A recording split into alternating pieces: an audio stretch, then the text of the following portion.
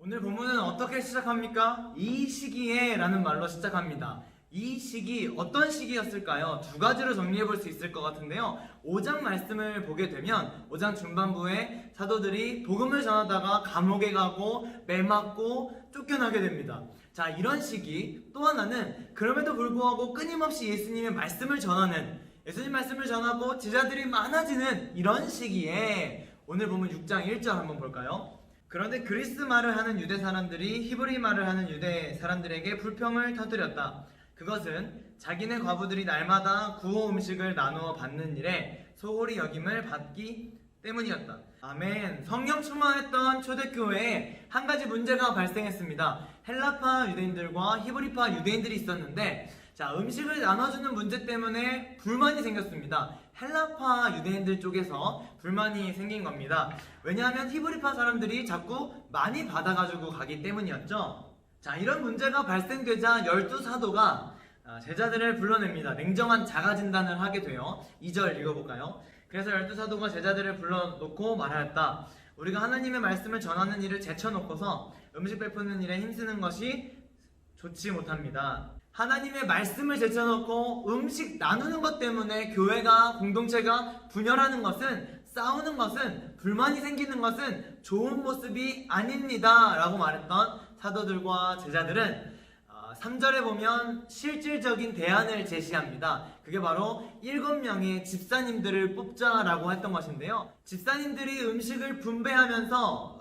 분열의 문제, 갈등의 문제들을 해결하도록 한 것이죠. 사도들이 집사님들의 사역에 간섭 안 합니다. 믿고 맡겨드립니다. 사도들은 기도와 말씀 읽는 일, 말씀 전하는 일에 전념하고 선출된 집사님들이 공의롭게, 공평하게, 정직하게 사람들에게 음식을 나누어 줍니다. 그렇게 각자의 역할에 충실할 때에 초대교회가 다시 한번 건강하게 세워지는 놀라운 일들을 보게 됩니다. 여러분, 교회 안에 혹은 어떤 공동체 안에 분열과 갈등, 지금 2020년도에도 충분히 일어날 수 있는 사건인데요. 초대교회에 생겨진 갈등의 상황 묵상하면서 이것을 어떻게 해결해 나갔는지 우리에게 주시는 적용점 2가지 정도 나누고 설교를 마칠까 합니다. 첫 번째입니다. 분열과 갈등의 문제를 해결할 수 있는 힘은 우선순위를 분명하게 할 때 가능하다라고 하는 것입니다.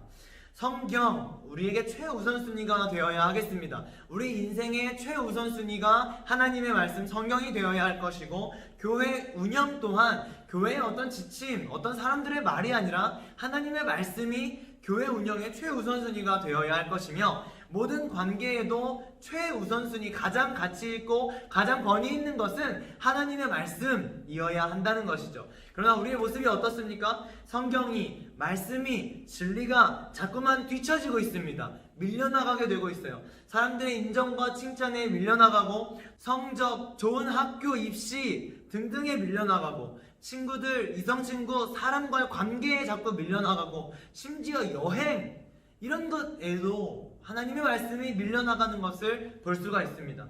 오늘 본문을 생각해보면 봉사하고 섬기다가 말씀이 밀려버릴 수도 있다라는 것을 깨닫게 됩니다. 무슨 말이에요? 선하고 착한 행동, 하나님이 기뻐하시는 일들을 교회가 해나간다고 해도 결국 말씀이 없다면 껍데기에 불과하다는 것입니다. 교회를 다닌다, 헌금을 했다, 선교를 했다, 예배를 드렸다라고 하는 행위보다도 하나님의 말씀을 나의 인생의 최우선순위에 놓고 말씀에 순종해 나갈 수 있는 삶을, 그런 인생을 살아가시길 예수님의 이름으로 축복합니다. 초대교회 분열과 갈등의 문제, 지금 시대에도 충분히 일어날 수 있는 일이라고 했습니다. 첫 번째가 우선순위를 분명하게 할 때에야 그 문제가 해결될 것이다 라고 했다면, 두 번째 우리가 초대교회를 통해서 배울 점은 자리를 내어주자 라는 말로 정리해 볼 수 있을 것입니다. 사람이 모인 곳에서는 분열의 문제를 피할 수가 없죠. 본문에서 음식을 나누는 것 때문에 문제가 생긴 것처럼요. 어떤 경우에 2개로 쪼개지기도 하고, 어떤 경우엔 3, 4, 파가 나뉘기도 하죠. 사람이 비교적 많이 모인 것을 다수라고 부를 것이고, 비교적 사람이 적은 것을 소수라고 부를 것입니다. 다수와 소수가 공존하는 가운데 다수는 무시하고, 소수는 무시당하고, 다수는 마이크를 들고, 소수는 입을 닫습니다. 다수였던 히브리파 사람들은 소수였던 헬라파 사람들의 불만에 왜 우리는 음식을 좀만 주냐? 우리도 동일하게 평등하게 음식을 달라라고 하는 이 불만에 이 다수였던 히브리파 사람들이 어떻게 반응했을까요? 사실 그들은 사회적 통념에 따라서 소수의 의견을 충분히 무시할 수 있었습니다. 그들은 그만큼의 힘이 있고 권력이 있었기 때문이죠. 더 극단적이라면 우리 교회에서 헬라파 사람들 다 나가! 라고 하고 교회에서 쫓아내버릴 수도 있었고, 야 그럼 니네끼리 그냥 힘 모아서 교회 하나 짓고 살아 라면서 비아냥거릴 수도 있었습니다. 다수였던 히브리파 사람들은 충분히 헬라파 사람들에게 그렇게 말할 수 있었지만 그들은 헬라파 사람들의 원성, 소수의 의견을 묵살하지 않았습니다.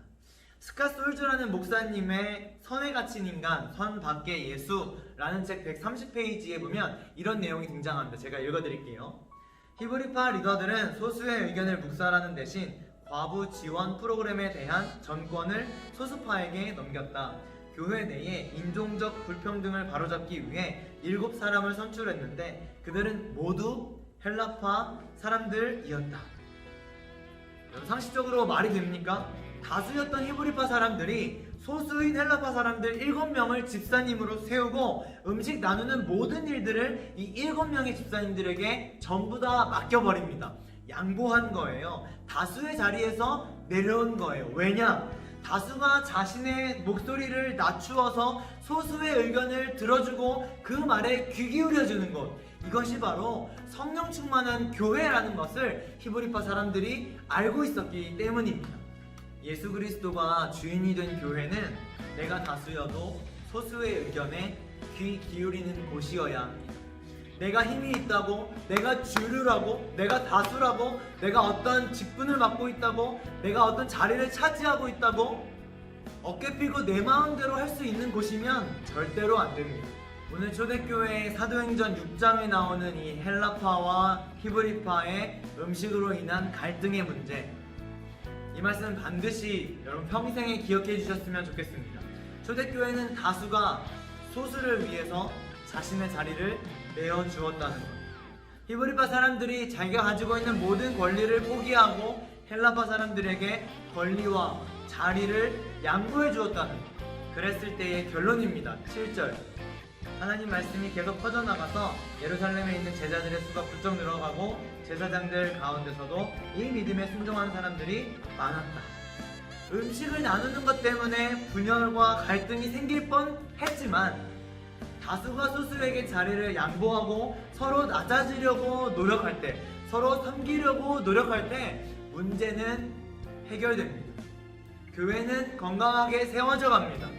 제자의 수가 부쩍 늘어나고 심지어 예수님을 믿지 않았던 제사장들도 초대교회의 모습을 통해서 믿음을 가지게 됩니다. 할렐루야! 사랑하는 우리 중등부 공동체가 말씀을 최우선순위에 놓고 교회를 건강하게 세워나가는 그런 멋진 공동체. 두 번째로, 나의 권리를 포기하고 소수의 의견에 귀 기울이며 서로 섬길 줄 아는 공동체 되기를 간절히 소망합니다.